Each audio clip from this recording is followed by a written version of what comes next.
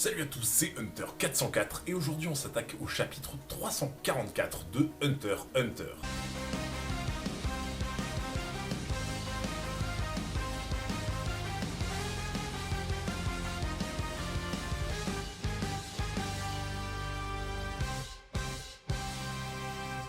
Avant toute chose, je tenais à vous dire une chose importante. Je voulais vous remercier pour l'engouement que vous avez provoqué à l'ouverture du Discord Hunter x Hunter. On est déjà plus de 300 en quelques jours et ça fait encore que monter, c'est juste un truc de ouf. Je voulais d'ailleurs en profiter pour faire un peu de pub au Discord de mon ami l'Instant Manga et de son bras droit Craze, qui pour sa part n'est pas centré sur Hunter x Hunter, mais plus large niveau manga, avec beaucoup de contenu One Punch Man et Dragon Ball. Je compte sur vous pour aller leur donner un maximum de force, leur lien de Discord sera dans la description. Pour en revenir à la vidéo, le dernier chapitre que l'on avait vu ensemble, à savoir le chapitre 343, avait fait place au retour fracassant de Kurapika dans l'intrigue principale, en plus d'amorcer un conflit entre Jin et Pariston. Aujourd'hui, le chapitre 344 vient affirmer l'intrusion et la directive de Jin sur les mercenaires de Pariston.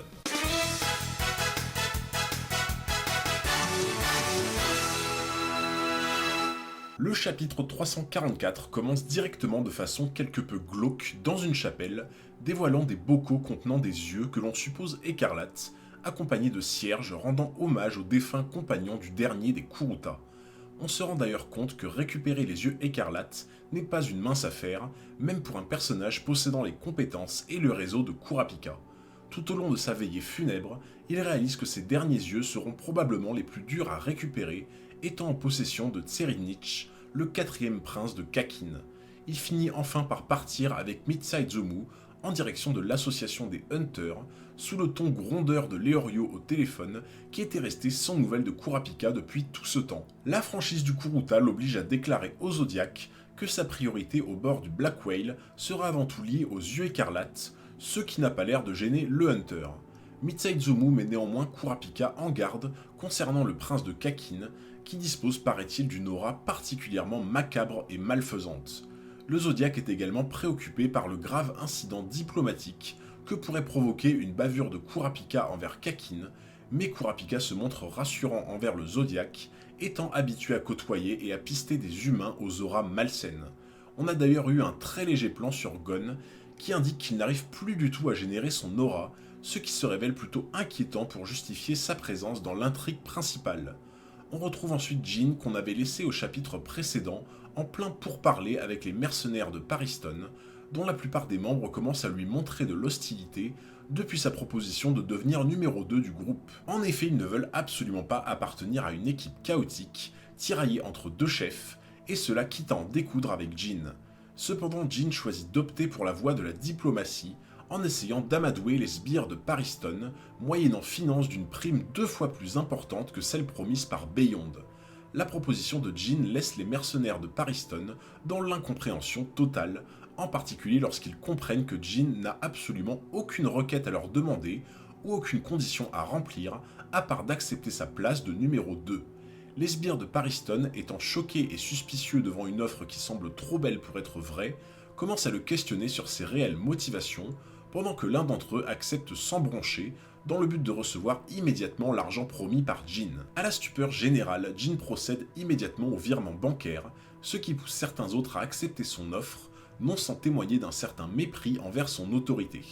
C'est d'ailleurs à ce moment-là que l'on se rend compte que Pariston effectue les basses besognes de Beyond sans en réclamer le moindre argent, prouvant une fois de plus que ses vrais objectifs sont autrement plus sombres et mesquins. Par la suite, Jin s'installe dans la boutique avec ses nouveaux partenaires pour leur partager un maximum d'informations sur ce qui les attend une fois arrivés au terme du voyage. Il explique que le V5 a toujours emprunté un itinéraire différent pour se rendre sur le continent caché, et c'est ce qui conduit à rencontrer une calamité différente à chaque fois. C'est la raison pour laquelle Jin ne connaît pas encore la route qu'il souhaite emprunter, car il tient à ne pas s'approcher de trop près des calamités, comme a pu le faire Beyond par le passé. Devant le danger imminent qui les attend, l'équipe de Jin se demande à juste titre la raison qui pousserait un humain sensé à vouloir risquer sa vie sur une terre aussi périlleuse. Et c'est à ce moment-là que Jin donne davantage de précision sur les trésors inestimables que garde jalousement chacune des calamités, avec entre autres la pierre électrique de Papou, la plante médicinale de Brion, le nitrograin de Elbel, le liquide primaire de Haï et le métallion de Zobae. Il précise également que chacune des missions lancées par le gouvernement fut un échec avec seulement quelques survivants sur des milliers de soldats surentraînés. On a ensuite le droit à une image effroyable montrant l'environnement impitoyable du continent caché où l'on peut distinguer 3 personnes regardant ce spectacle horrifique, 3 hunters que l'on retrouve sur une page après et qui ne sont autres que Isaac Netero, Zig Zoldyck et Lynn Hors-d'œuvre. Ils semblent tous les 3 absolument tétanisés par la démesure aberrante de cette nature indomptable, et on doit bien l'avouer pour le coup à juste titre. On apprend d'ailleurs que c'est suite à la dernière expédition de Beyond sur le territoire de Zobae que le continent caché est devenu une zone interdite d'accès, rendant le sujet tabou à cause des catastrophes causées par les calamités dans le monde des humains. Après avoir laissé sa nouvelle équipe sous le choc, un de ses nouveaux partenaires revient de la ville après avoir entièrement dépensé l'argent payé par Jean dans le but de sauver sa sœur de graves problèmes de santé. Il est très reconnaissant envers Jean et compte lui vouer une fidélité à toute épreuve lors de ce périlleux voyage. Un membre de l'équipe en vient à poser une question très pertinente à Jean, lui demandant comment les humains en sont venus à collecter de nulle part autant d'informations sur les richesses qu'ils comptent dérober aux calamités sans précédent voyage réalisé en amont. Et c'est à partir de là que Jean en vient à parler d'un inconnu qui a exploré à lui seul il y a 300 ans toute la côte du continent caché, couvrant l'intégralité des rivages du lac Mobius. Il aurait écrit les mémoires de ses explorations dans 2 livres distincts, l'un portant sur la partie est et l'autre sur la partie ouest.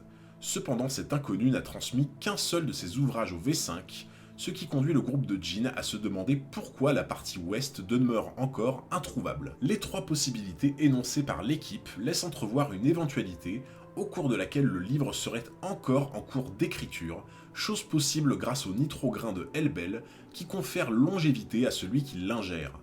On finit ce chapitre par Jean qui finit par dévoiler le nom de ce mystérieux inconnu qui n'est autre que son propre ancêtre, Don Fricks. Maintenant, la question importante, c'est qu'est-ce que l'on peut retenir et analyser de ce chapitre 344 ? Ce chapitre 344 se prolonge dans la continuité de l'intrigue autour de l'implication de Kurapika au sein de l'association des Hunters en tant que Zodiac.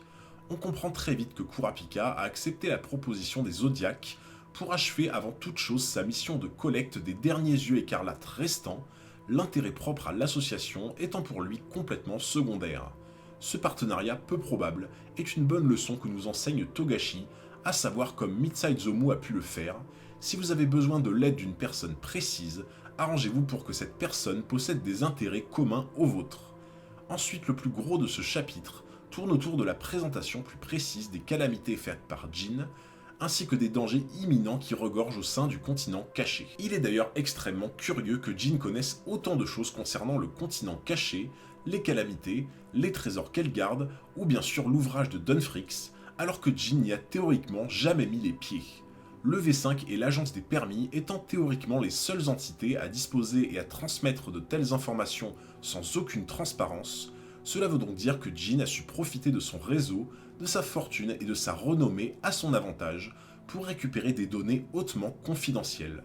Enfin, ce passage où Jean parle de la trajectoire de l'expédition est extrêmement suspect, car Jean sous-entend la possibilité de s'approcher volontairement des calamités, seulement dans le cas où elles restent éloignées les unes des autres. Cela veut donc dire que Jean convoite, comme chacun des hunters des expéditions passées, les trésors que gardent les calamités. Maintenant, il restera à voir dans le futur vers quelle calamité Jean veut se diriger, car on saura ensuite de sources sûres quelle est la ressource qui l'intéresse tant. C'est la fin de ce résumé de ce chapitre 344, j'espère vraiment qu'il t'a plu. Si c'est le cas, n'hésite pas à mettre un gros pouce bleu, à commenter pour me dire ce que tu en as pensé et qu'est-ce que tu voudrais voir dans une prochaine vidéo. Mais surtout, le plus important, n'oubliez pas de vous abonner juste ici et d'activer la petite cloche, comme ça vous ne manquerez aucun futur épisode. Merci beaucoup pour votre force, c'était Hunter 404 et je vous dis à très bientôt pour un nouveau combat.